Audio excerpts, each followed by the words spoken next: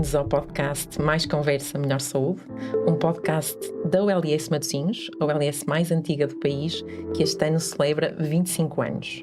Este é um projeto inovador, porque a nossa missão não é apenas prestar cuidados assistenciais, mas também formar e aumentar a literacia em saúde. E por isso vamos ter aqui vários episódios em que vamos ter especialistas da OLS a falar de vários temas. Este é um projeto apoiado pelo estúdio Shake It, a quem agradecemos, e hoje vamos então falar sobre acidente vascular cerebral. Temos duas convidadas muito especiais, a Raquel Calisto e a Cristina Duque.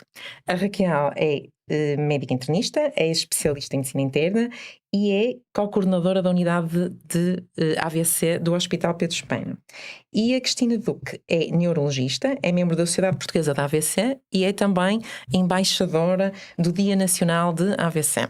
Sejam muito bem-vindas e começava então por vos perguntar, com certeza começo por ti, Cristina, o que é que significa AVC?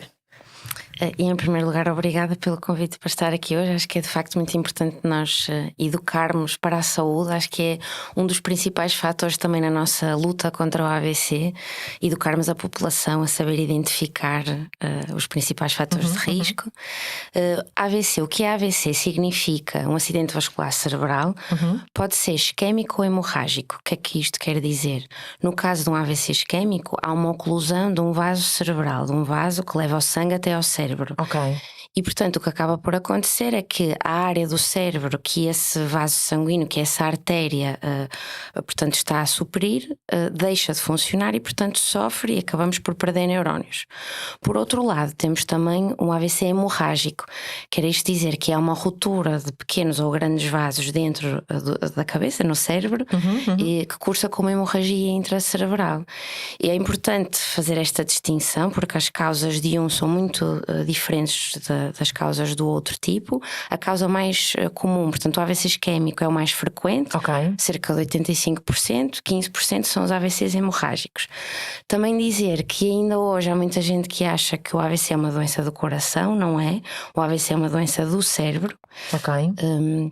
E portanto aqui outra questão é, o cérebro é uma estrutura, é o nosso órgão que precisa de muito aporte sanguíneo, de muito oxigênio e de muitos nutrientes, portanto basta um segundo que fique sem esse aporte de nutrientes e de oxigênio para nós perdermos, por exemplo, damos sempre esta referência de por cada segundo, no caso de um AVC agudo, quando há essa interrupção do fluxo sanguíneo, por cada segundo perdemos 2 milhões de neurónios. E aí nós percebemos o impacto que é, a importância que é nós reconhecermos atempadamente e que os doentes também recorram ao serviço de saúde o mais rapidamente possível. E antes de falarmos desta questão dos sinais de alerta e dos sintomas, são sinais sugestivos da AVC, tu estavas a dizer que o AVC isquémico tem causas diferentes do AVC hemorrágico. Queres só dizer muito brevemente quais são as principais causas de um e quais são as principais causas do outro? Claro. Portanto, por um lado o AVC isquémico, o tal que é a grande maioria dos casos são AVC isquémico, ocorre por oclusão do vaso e portanto isto pode ocorrer em casos de hipertensão arterial, de dislipidemia, que significa um aumento do colesterol, quando há diabetes, quando há portanto oclusão por uma arritmia cardíaca. Por outro lado, os AVCs hemorrágicos ocorrem maioritariamente quando há um caso de hipertensão sustentada que acaba por danificar, e vou dizer de uma forma grosseira, rebentar o vaso. Também pode acontecer em casos menos frequentes, malformações arteriovenosas que também cursam com o mesmo outcome, com o mesmo resultado. Ok. Muito bem, acho que ficou muito claro. Raquel, queria-te perguntar, tens ideia se em Portugal há muitos casos de AVC, poucos casos, principalmente comparados com outros países da Europa, e relativamente ao mundo, nós estamos em que situação, em que ponto? Antes de mais, obrigada, Cristina, também pelo convite e, sobretudo, parabéns pela iniciativa, que acho que é de imenso valor mesmo. É assim, em Portugal nós temos feito um bom trabalho, porque temos vindo a diminuir o número de AVCs ao longo das últimas 2 décadas, fundamentalmente, ou seja, o número de casos de AVC indexado à idade, para a idade, tem vindo a diminuir. A nível europeu nós estamos assim mais ou menos a meio da tabela, nem estamos muito bem, nem estamos muito mal, estamos ali a meio. O que é que acontece? Estamos com a população mais envelhecida de toda a Europa E nós, particularmente em Portugal, também temos esse problema. O que é que vai fazer? O que é que isso vai causar? Isso vai causar com que nos próximos anos, apesar de, se eu pensar no número de AVCs que eu tenho atualmente, entre os 60 e os 70 anos, por exemplo, tem vindo a diminuir relativamente ao que tinha previamente. Só que como vão ser muito mais idosos, o número absoluto, o número total de casos vai ser maior. Isto vai acontecer tanto em Portugal como na Europa. E é previsível que vai aumentar bastante, até 30% na próxima década. É esse tipo de número que estamos a falar. Relativamente ao número de casos que acontecem em Portugal por ano, cerca de 25 mil a 30 mil AVCs por ano. Nós ali em Matosinhos, acho que neste último ano recebemos cerca de 1000 doentes com um acidente vascular cerebral, portanto que é um número que eu acho que dá-nos aquele impacto de 3 doentes por dia, que é um número muito importante. Recordamos que o AVC continua em Portugal a ser a principal causa de morte e, mais do que de morte, de incapacidade permanente. Ainda não conseguimos, estamos, acho eu, no bom caminho, passar de ser a primeira à segunda, se calhar vencida pelas doenças do coração, mas neste momento ainda nos mantemos como a principal causa. Portanto, ainda temos um bom caminho a percorrer. Ok. Estávamos a falar aqui da idade. Nós sabemos que, à medida que a idade aumenta, há maior risco porque há mais fatores de risco, certo? Sim. Mas só um pequeno à parte, eu sei que é mais raro, mas é possível, Cristina, haver acidentes vasculares cerebrais em idades mais precoces? É muito importante. Ou antes, qual é? A Raquel já disse 60, 70 anos, mas quer dizer, se mais novo também pode acontecer. É muito possível, cada vez vemos mais, e é muito importante também frisarmos isso. Já não é uma doença, apesar de lá estar, como a Raquel diz, cada vez temos mais casos porque também a população está mais envelhecida. Temos dados relativamente recentes que mostram-nos que 20% podem acontecer antes dos 40 anos. Dos 40 anos. E isto são os dados da ciência, e nós na nossa prática clínica também vemos cada vez mais, vemos doentes jovens com acidentes vasculares cerebrais. Aqui a etiologia, ou seja, a causa, pode ir além dos fatores de risco clássicos e modificáveis que nós falamos. Há assim algumas causas mais raras, ainda assim muito significativa, e portanto não deve ser considerada só uma doença com a idade, mas devemos cada vez mais, em idade cada vez mais precoce, estar atento aos tais fatores de risco modificáveis, de forma a conseguirmos diminuir também essa incidência. Isso leva-me a outra pergunta. Há alguma predisposição familiar ou genética, digamos assim, mas mais do que genética familiar para haver mais AVCs? Ou seja, se eu tiver um familiar que teve um AVC, eu terei mais risco porque comungo do mesmo meio ambiente, ou porque há alguns casos em que há um património genético que predispõe para ter mais AVC? O que é que te parece? Não há uma única resposta nem simples a essa pergunta, na verdade, e muitos doentes também nos perguntam isso e dizem: meu pai, meu avô teve um AVC, será que eu tenho um maior risco? Depende, porque lá está, dentro dos casos de AVC temos inúmeros casos. As causas genéticas que são diretamente transmissíveis são uma percentagem muito pequena do ambiente e do universo que nós estamos a discutir. Portanto, aqui acho que importa reforçar que, mais do que até olharmos para a nossa família, importa percebermos quais é que são os nossos estilos de vida. Ou seja, fatores modificáveis, ou seja, atribuir a possibilidade de melhoria a algo que nós possamos fazer, não é? E isso acaba por ser não genético, mas é aprendido, não é? A nossa forma como nos alimentamos, o exercício físico que fazemos. Sabemos que famílias de fumadores têm muito mais filhos que fumam, portanto tudo isso acaba por contribuir para esse tal pulo que acaba por ser genético e familiar e social, não é? Sim. Raquel, queres comentar então quais são os sinais de alerta, quais são as manifestações da AVC, aqueles sinais importantes que, por exemplo, se eu tiver um familiar que esteja a ter determinados sintomas ou sinais, o que é que me pode fazer tomar a atitude e pensar, bem, isto pode ser um AVC? Nós gostamos de passar a mensagem dos 3 Fs, que é uma forma fácil de decorar, de memorizar as alterações. Portanto, o primeiro F é de face.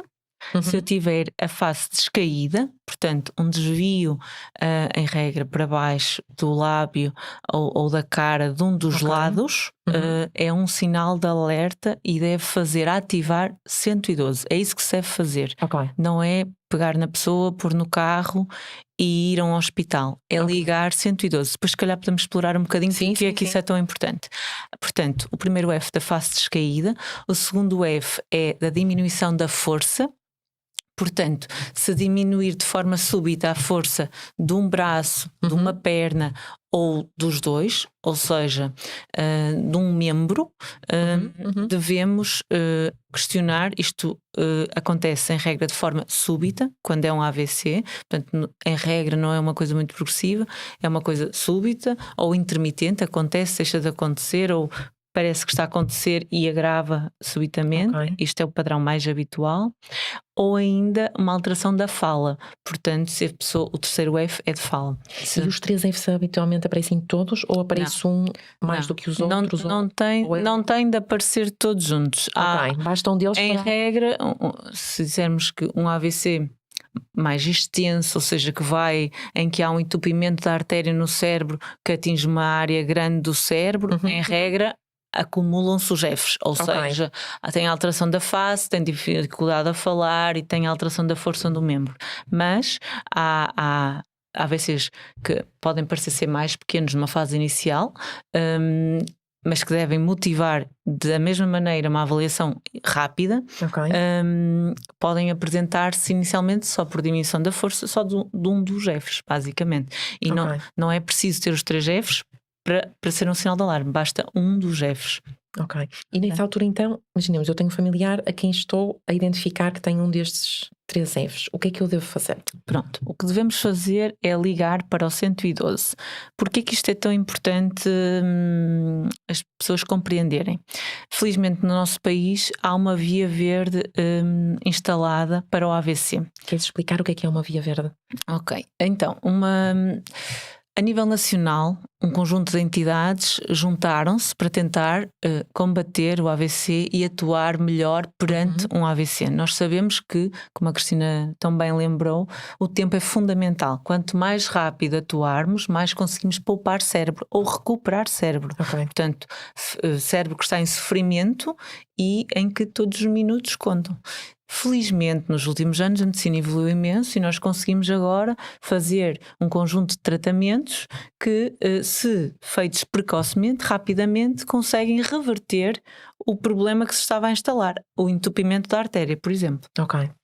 Portanto, é fundamental ligar 112, porque do outro lado quem vai atender vai tentar perceber onde é que está a pessoa, qual é o hospital mais perto que tem o tratamento adequado àquela situação, porque nem todos os hospitais têm o melhor tratamento disponível para o AVC. Neste caso, para o AVC isquémico, que é o mais frequente, a trombólise, por exemplo, numa primeira instância, que é aquilo que fazemos mais vezes.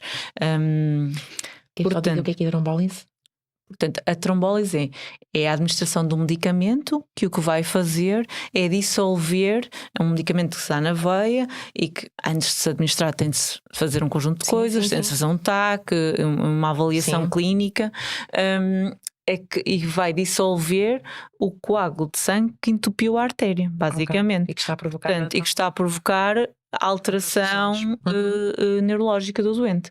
Portanto, como nem todos os hospitais têm isto ao dispor, esse é o motivo para ligar 112. Outro motivo é, assim que se liga 112, há um conjunto de mecanismos que são ativados, se considerar que é provável que seja um AVC, a equipa que vai receber o doente. Basicamente, imagina, estamos na rua, vimos um senhor que fica com um déficit neurológico, fica com a boca ao lado, tem dificuldade a falar. Ligamos 112, dizemos onde é que estamos e do lado de lá dizem-nos que nos vão encaminhar, nos vão mandar imediatamente uma ambulância medicalizada, adequada para aquele lugar.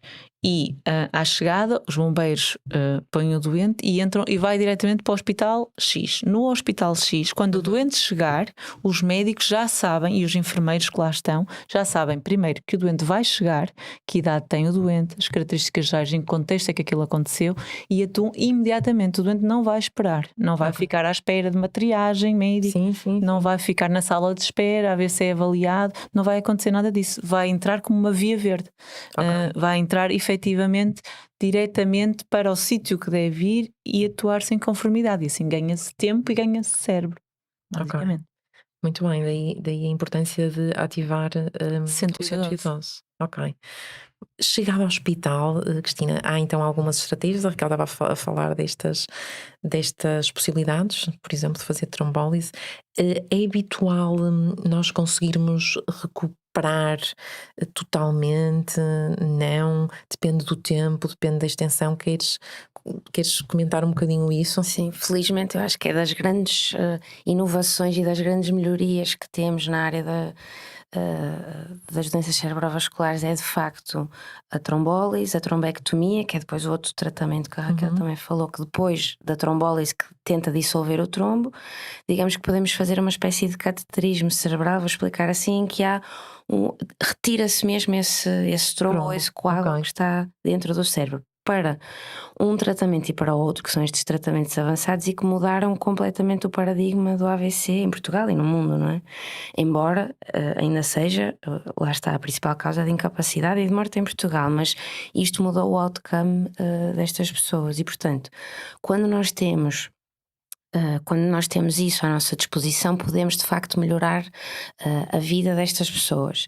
Dizer que se nós pensarmos que a cada hora acontecem 3 AVCs, uma dessas pessoas sobrevive sem sequelas, outra morre e outra fica com sequelas incapacitantes. Ainda assim, ainda com estes tratamentos inovadores. Também sabemos que no candidato ideal para estes 2 tratamentos que eu falei, os doentes precisam de ser muito bem selecionados.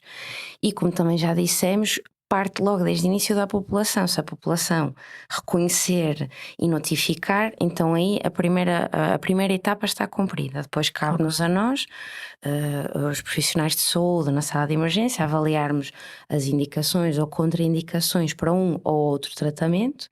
A trombectomia também existe em centros de referência, portanto muitas vezes depois também temos, se não tivermos no nosso centro, como é o caso do Hospital Pedro Hispano, temos de transportar o doente para outro hospital que tenha a trombectomia.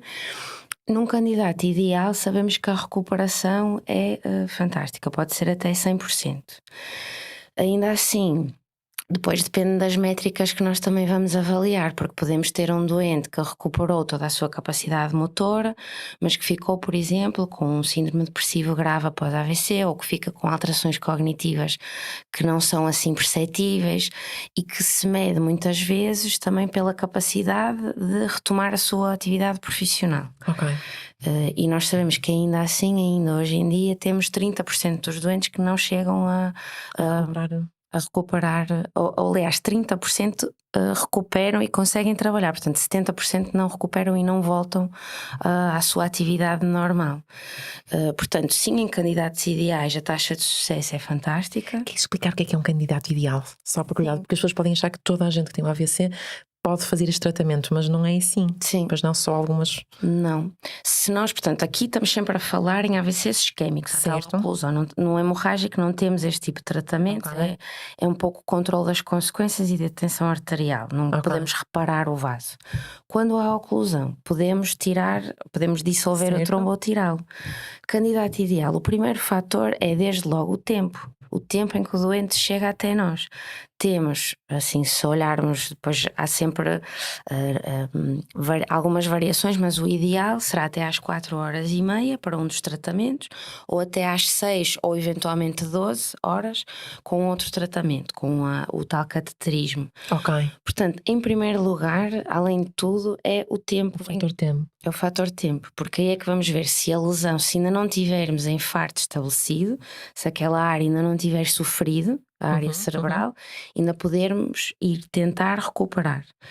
Depois há outros fatores, como a medicação. Se o doente estiver a fazer anticoagulantes, temos de perceber qual é que é, ou seja, se o sangue estiver mais fino, vou dizer desta forma, sim, sim. podemos perceber que estamos um bocadinho mais limitados em termos de terapêutica, ou temos de acautelar, perceber que tipo de fármaco é, se o temos de reverter ou não, para não termos o risco também de provocarmos dano ou provocarmos uma hemorragia.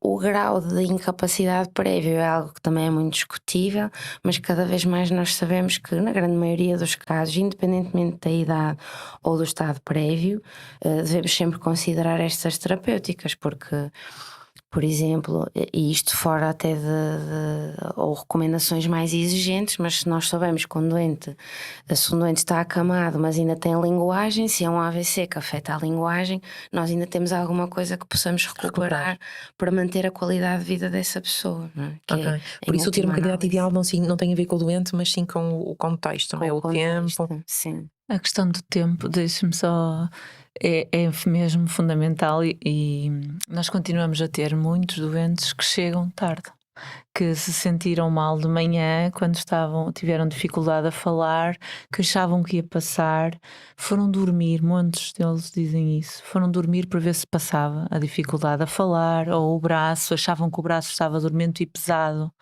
mas achavam que se calhar tinha sido estar a fazer outra coisa qualquer, e vão dormir e vê se passa e não sei o quê. E quando acordam estão cada vez pior, e depois quando acordam é tarde. Quando chegam a nós é tarde. Continua a acontecer muito e é uma pena para nós que os vemos, porque Claro. depois já podemos ajudar muito menos, não é? Não podemos fazer o tratamento de fase aguda, este tratamento da trombólise, a trombectomia, não é possível fazer. Portanto, a partir daí já há muito cérebro perdido e pronto, teremos de pensar na reabilitação, mas é uma pena, havendo agora este tipo de recursos, perder-se. Por esta questão do tempo. E Raquel, tu achas que isso acontece porque as pessoas não estão familiarizadas? Ou seja, não, Acho ao que é por contrário duas coisas. da doença cardíaca, por exemplo, em que estão Sim. muito, que a população tem muito noção do que é dor torácica. Sem dúvida. Aqui também Acho que é porque não estão familiarizadas e porque acham que não lhes acontece a elas. Ou seja, não reconhecem que são pessoas de risco. Não acham que, por serem gordinhas, terem o colesterol alto, as tensões no outro dia na farmácia estavam altas também, e até fumam 4 cigarros e acham que não têm risco para ter um AVC, mas têm e muito. Daí voltando também aos AVCs em idade jovem, muitas vezes também isso. Vemos muito isso. ou seja, há uma dificuldade em reconhecer os fatores de risco É isso. e Ou seja, perceberem que as pessoas acham ligarem. que acontece aos idosos muito velhinhos sim, e não sei o sim, quê. Também sim. acontece, e como é óbvio, Claro.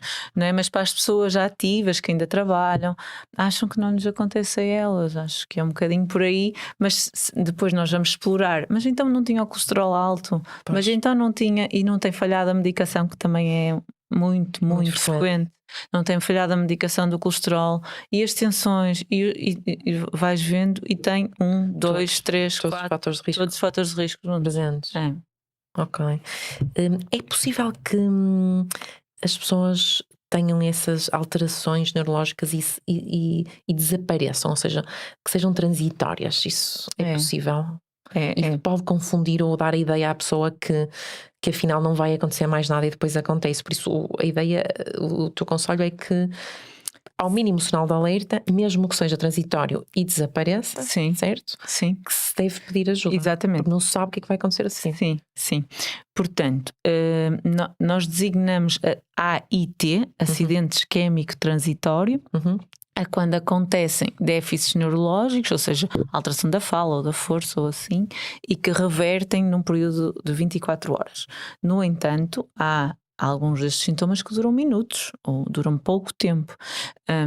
E eu acho que, tendo acontecido alguma coisa estranha ao nível da linguagem, a pessoa queria dizer palavras e não conseguia, Ok. ou dizia palavras mas com a fala entramelada, parece que a língua estava presa e elas não saíam de forma fluida, ou o braço parece que estava pesado e não obedecia, ou o o lábio descaiu e até me babei um bocadinho. Acho que perante um evento desses que aconteceu e tendo revertido, deve-se na mesma atuar e ir ser visto, avaliado, e não é passado 2 ou 3 dias, porque Mas passado... deve-se na mesma ativar o 112. Sim, Ok. sim. Nós sabemos que às vezes acontece a primeira vez e nos dias subsequentes o risco é enorme de voltar a acontecer. Ok. Portanto, se atuarmos rapidamente, Prevenimos o que possa vir a episódio. acontecer. E se não for nada, também estaremos lá para perceber que não era nada, que era outra coisa. Ou, não é? Portanto, agora acho que é obrigatório ser feita a avaliação por profissionais de saúde e no contexto de esclarecer bem o que é que foi aquilo. Ok. O doente chegando ao hospital faz o tratamento adequado. Quanto tempo costuma ficar no hospital um doente com AVC? O que é que uma família pode esperar e a própria pessoa? Pois, queria só voltar atrás também e reforçar também a ideia da Raquel, que acho que é muito importante, que o acidente isquémico transitório não é benigno, não é? Pode não ser benigno, e Ok. há vários graus de intensidade e de gravidade que nos devem levar a pensar no risco de ocorrer em definitivo, e que também muitas vezes pode preconizar um tipo de tratamento específico nesses casos. E nós habitualmente, nesse tipo de doentes, vigiamos em serviço de urgência durante 24 horas, porque sabemos que nessas 24 horas há um risco muito elevado de termos efetivamente um evento estabelecido. Pronto, não esquecer isso. Quanto ao tempo de internamento, também acaba por ser muito variável. Eu acho que o expectável, ou a média daquilo que nós conhecemos da literatura, será entre os 5 a 8 dias, dependendo Ok. da gravidade, claro está. E depois muito dependente também da orientação, porque uma questão é o internamento que nós precisamos por motivos clínicos originais, depois há a orientação que nós vamos dar ao doente. Se é um doente que precisa de reabilitação, que já não pode voltar para casa, que tem escadas em casa e já não as consegue subir, aí depois há toda a questão, não é? Que temos uma alta clínica muitas vezes, mas não temos a orientação que gostaríamos, não é? Certo, Em certo, termos certo. de recursos para a reabilitação a nível agudo e depois, porque falamos até agora muito parte aguda, não é? do tratamento agudo, mas depois também para o sucesso, independentemente, mesmo o candidato ideal que chegou a horas, que fez o tratamento e que ainda assim ficou com déficits, nós sabemos que além de, primeiro temos de perceber porque é que aconteceu, não é? Se nós não percebemos porque é que esse AVC aconteceu, não podemos ter um plano de De tratamento. medicamentos e de orientação que seja dirigido a esse doente, porque como há muitas causas, temos de primeiro perceber porque é que aconteceu, pôr a medicação certa de forma a que não volte a acontecer. E por outro lado, precisamos de reabilitação, não é? Motora, precisamos de terapia da fala, muitas vezes, a parte cognitiva, a parte também social, tudo isso são fatores que melhoram o outcome dos nossos doentes. E aí muitas vezes torna-se complicado, pelos motivos que todos sabemos. Gostaríamos de ter mais recursos. Eu acho que os dados que temos visto de AVC em Portugal é que estamos a par ou até além dos objetivos. Portanto, o consórcio europeu definiu alguns objetivos para 2030 do que deve ser a orientação e os cuidados ideais a um doente com AVC. Devem todos ser vistos numa consulta, seja de medicina interna ou de neurologia e de medicina geral e familiar, entre os 3 e os 6 meses. Sabemos que os dados nacionais mostram que 30% desses doentes são vistos nesse período. E é um bom número, os 30%? Não, queremos todos, não é? Ok. O outcome funcional também queríamos que fosse acima dos 50%, que é a tal independência funcional aos 3 meses. Ok. Queríamos que todos esses doentes tivessem acesso à reabilitação. Os dados portugueses que temos, foi feito um estudo, digamos uma fotografia dos cuidados ao AVC em Portugal, recentemente também pela Sociedade Portuguesa do AVC, em que basicamente o que se fez foi, num determinado dia do ano, em maio de 2023, reuniu-se todos os dados dos doentes internados com AVC em Portugal. Ok. Que tratamento é que fizeram, qual é que era a causa e o que é que lhes aconteceu depois aos 3 e aos 6 meses, que eram dados que na verdade nós não tínhamos. E portanto aquilo que nós vemos é que, e ainda na fase aguda, temos só 47% dos doentes, portanto, menos de metade, teve acesso a uma unidade de AVC, que é uma coisa essencial, não é?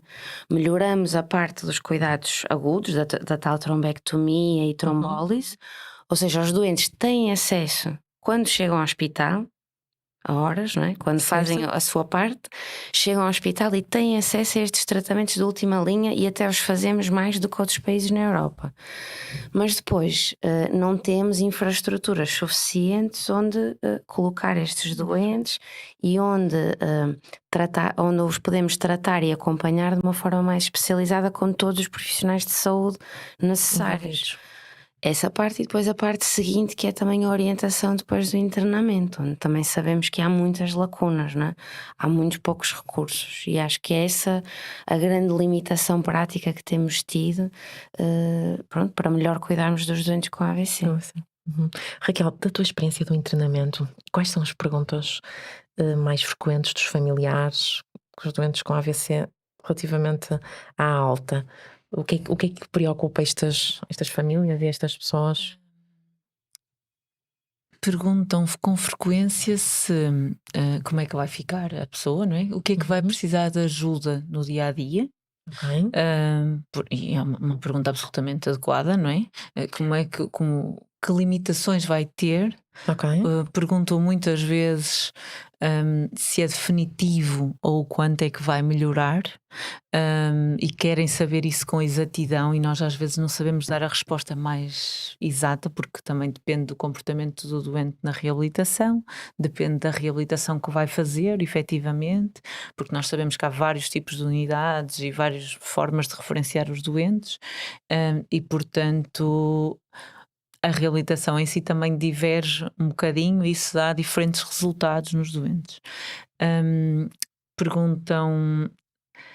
Há um problema grande em Portugal e se calhar no mundo ocidental todo, que é todos nós trabalhamos, não é? Certo. Portanto, se isto acontece a um dos nossos pais, se acontece ao meu marido, como é que eu vou fazer? Porque eu tenho de trabalhar Exato. e onde é que ele vai ficar? E ele claro, não pode ficar sozinho em casa, não é?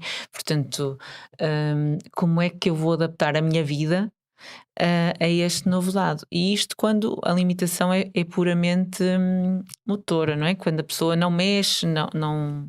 Agora, a Cristina já falou um bocadinho sobre isso, e eu acho que as pessoas se calhar não sabem tão bem isso. A seguir ao dano motor, ao dano do não mexer ou não falar, vai vir um conjunto de coisas que às vezes surge só num segundo momento, que é a adaptação ao que aconteceu pela pessoa, não é? A pessoa depois é que percebe o que é que lhe aconteceu efetivamente e vai ter de ter uma nova vida com as novas limitações que tem. A depressão é frequente, as alterações do sono,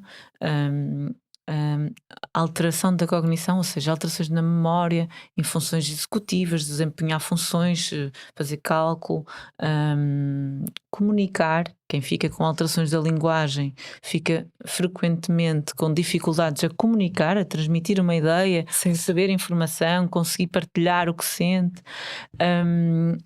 E depois, num segundo tempo, há um espectro destes doentes que vão evoluir para alterações cognitivas, ou seja, em última instância para demência até, já numa fase mais tardia, posterior. As pessoas ficam diferentes, efetivamente. As pessoas, é assim, há muitas pessoas que ficam bem, ou seja, um terço ficará funcional, adequado, capaz de trabalhar, pronto, é isto que temos. Há aquele terço intermédio que fica com sequelas e que às vezes são sequelas invisíveis, mas que perturbam muito a dinâmica familiar, não é? A vida das pessoas, não é? A vida do próprio e a vida de quem vive com ele. Claro. Pronto, e é importante de facto sensibilizar que isto acontece. Isto é uma perturbação enorme, isto muda o curso que é a vida daquela família. familiar. Os doentes da vossa unidade da AVC, quando têm em alta, queres dizer só sumariamente para onde é que podem ir? Que tipo de estruturas existem na comunidade?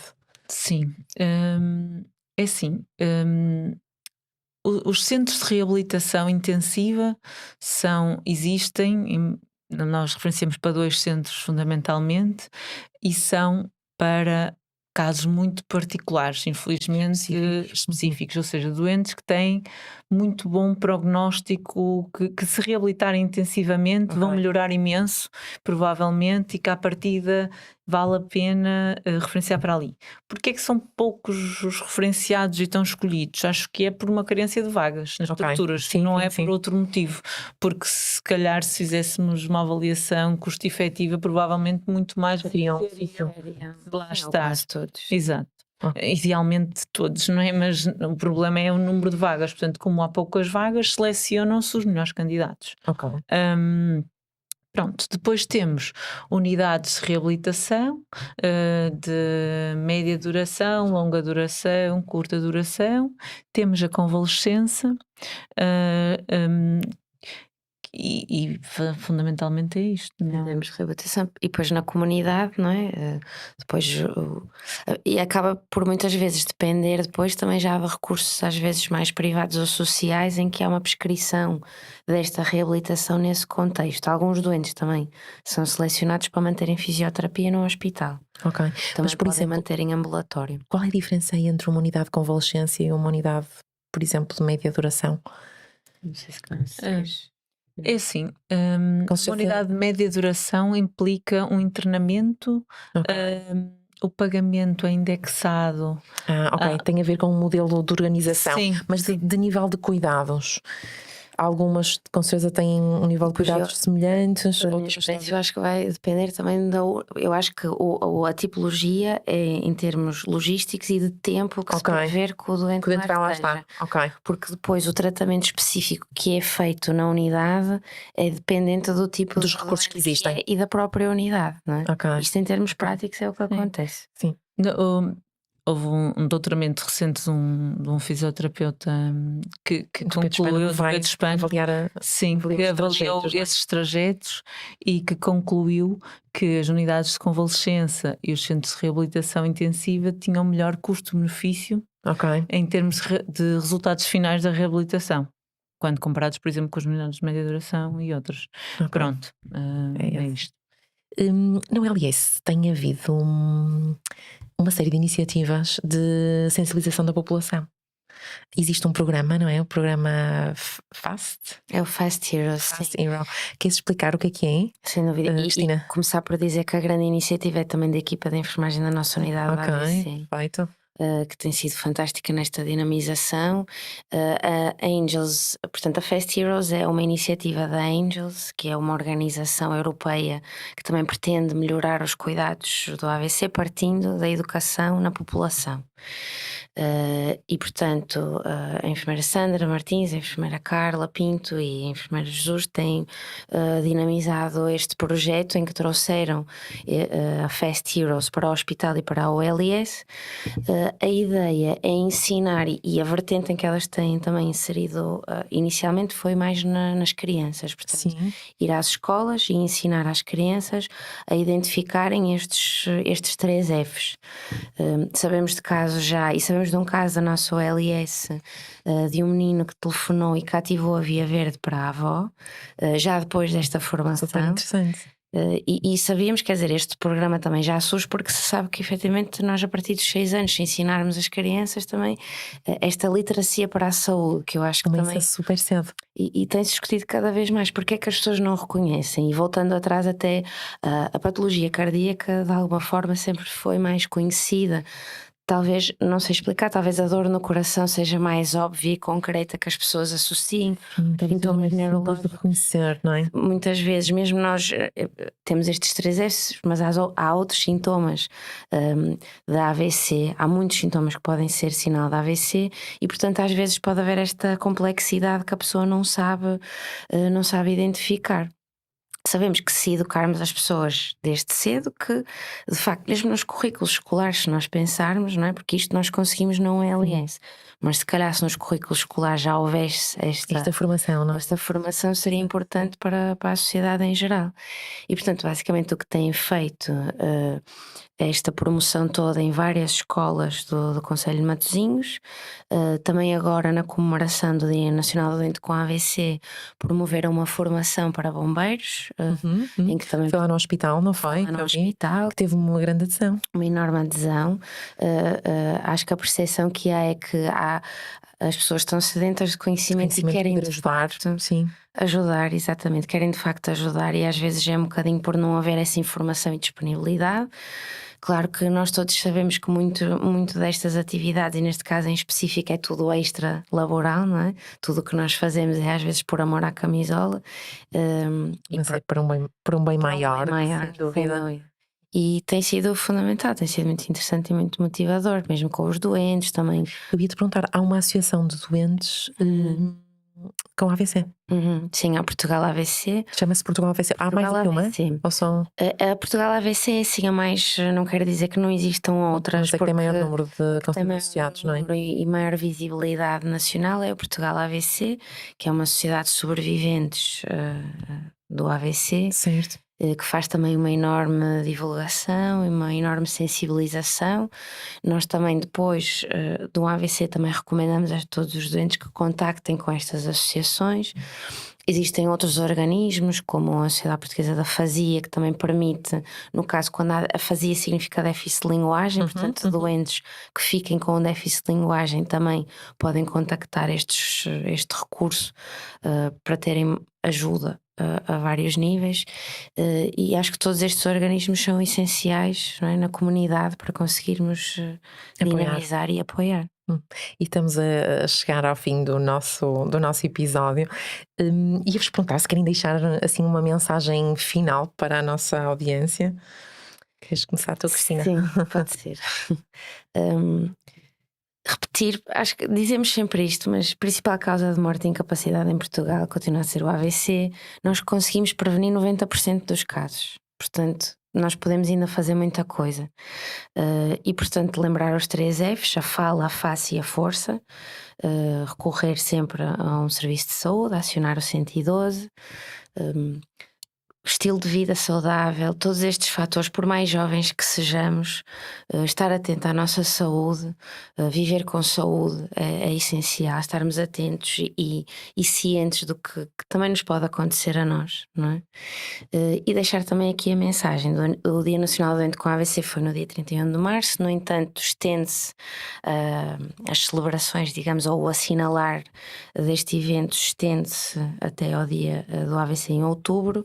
A Sociedade Portuguesa do AVC tem uma campanha que é Para o AVC Junte-se a Nós, em que a ideia é vestir a camisola pelo AVC, portanto também incentivo todos a procurarem o site da Sociedade Portuguesa do AVC, podem participar nesta campanha, pedir a vossa camisola, gravar uma mensagem, informarem-se, e também estamos disponíveis para outras iniciativas e para divulgar informação.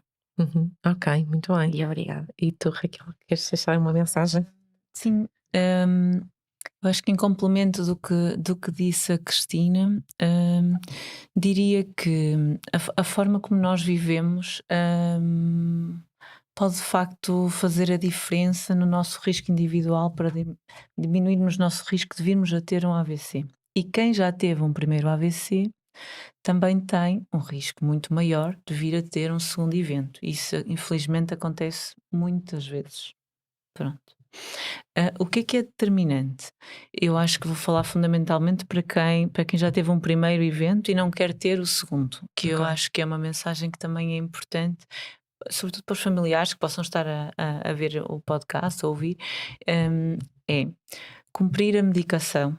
É fundamental cumprir a medicação, não deixar acabar as caixas, pedir antecipadamente receita se for caso disso, pedir ao farmacêutico que lhe dê a medicação se ainda não tiver arranjado, monitorizar, rever se o meu pai, o meu irmão, o meu marido, ou mulher, ou filha, tiveram AVC, se efetivamente tomam a medicação como é suposto. Ser cumpridor das tomas, independentemente de... Nós vemos muitas vezes as pessoas fazem ideias erradas. Eu vou beber um copo de vinho à refeição, então não vou tomar a medicação. Isto é muito frequente. E não tomaram a medicação fundamental para manter o sangue fino, e naquela noite têm um AVC. um segundo evento. Isto acontece mais vezes do que era suposto.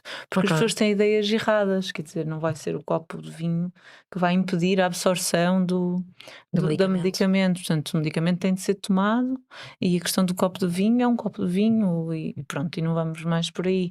A toma da medicação é fundamental. Andar a pé, eu acho que é um exercício básico que todos nós devíamos fazer a pé, de bicicleta, andarmos mais, não é? Deixarmos os nossos carros estacionados longe e fazermos sim, e promovermos isso mesmo. Não comer fast food ou comer em dias de festa fast food, pré-congelado, comida pré-feita, tudo o que é rápido, para fritar rapidamente. essas comidas fazem-nos muito, muito mal. Tentar ter sempre no nosso prato legumes e fruta. Estas coisas básicas fazem com que as pessoas sejam mais magras, tenham menos hipertensão, falta falar no sal, comer com pouco sal.